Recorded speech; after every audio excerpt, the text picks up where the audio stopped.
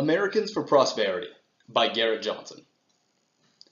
Americans for Prosperity is a conservative interest group that is primarily funded by billionaire brothers Charles and David Koch. In 1984, the Koch brothers founded Citizens for a Sound Economy and its affiliated foundation.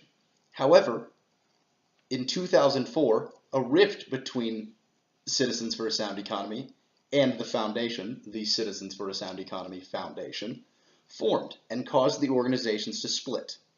The CSE merged with conservative think tank Empower America, becoming FreedomWorks, while the CSEF underwent a rebranding and became Americans for Prosperity. But before we delve further into what the AFB is, you need to understand who it is that founded and funds it.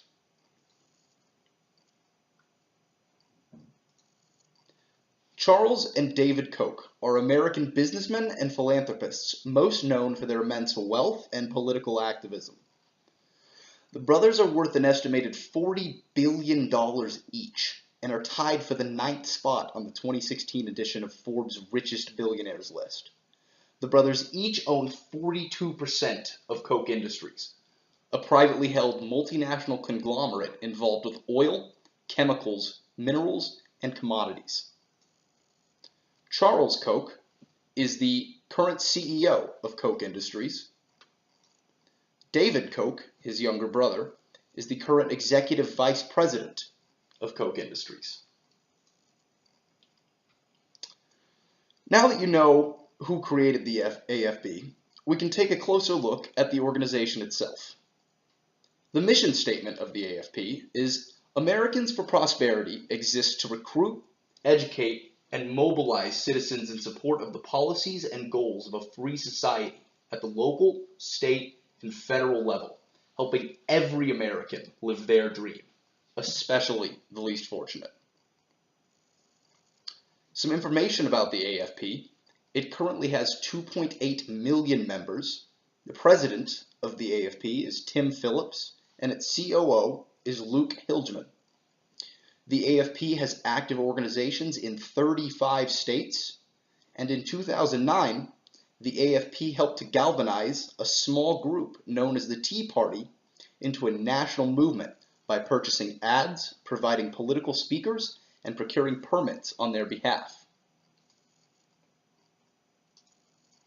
The goals of the AFP include the deregulation of the energy industry, removal and prevention of government healthcare programs, the pursuit of a more limited government, controlling and diminishing current government spending, a reduction of taxes on small businesses and working families, and simplifying the tax code in general. Many of the operations carried out by the AFB affect the public and the government at the same time, as it strives to use its influence in order to get policy passed. The AFP played a key role in influencing the Tea Party to put an emphasis on preventing legislation designed to slow or prevent climate change. They also oversaw the creation of the No Climate Tax Pledge, a document that asks the signer to oppose any legislation relating to climate change that includes a net increase in government revenue. While fighting against what it believes to be global warming alarmism, the AFP began a hot air balloon protest that involved floating balloons around the country and over the home of former Vice President Al Gore. The AFP also frequently opposes any legislation that it feels gives unfair treatment within the energy market. It is a major proponent of the Keystone XL pipeline, fights against tax credits for wind and solar energy production, and publicly disparages any conservative politician who publicly acknowledges global warming. It has also been instrumental in the conservative opposition of the Affordable Care Act, creating Patients United Now and Patients First, organizations responsible for organizing several hundred protests against the ACA.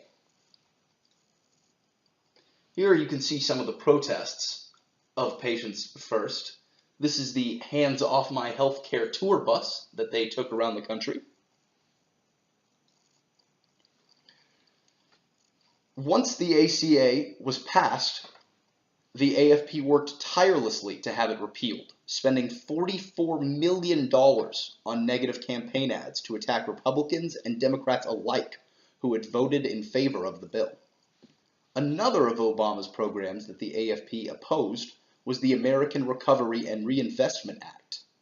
AFP fervently campaigned against this stimulus package, claiming it would dramatically increase federal debt and spending under the pretense of stimulus or recovery. Since 2007, the AFP has hosted an annual meeting of conservatives in Washington, D.C., and since then, the Defending the American Dream event has become one of the largest yearly meetings of conservatives in the country. During the 2015-2016 election cycle, the AFP began to offer free classes in grassroots activism through an organization it funded known as the Grassroots Leadership Academy. The AFP accomplishes its many goals by utilizing many tools at its disposal, including lobbying, and since 2014, the AFP has spent over $125,000 lobbying Congress. By educating those that support it, the AFP frequently organizes and maintains and distributes educational services that align with its goals. It also organizes rallying around the country in support of conservative interests. And finally, it uses outside spending. While we can't be certain where exactly the money went, the AFP used over $13 million for outside spending, which is a form of political spending that does not legally have to be disclosed. Thank you for joining me on my presentation about the AFP. Have a wonderful day.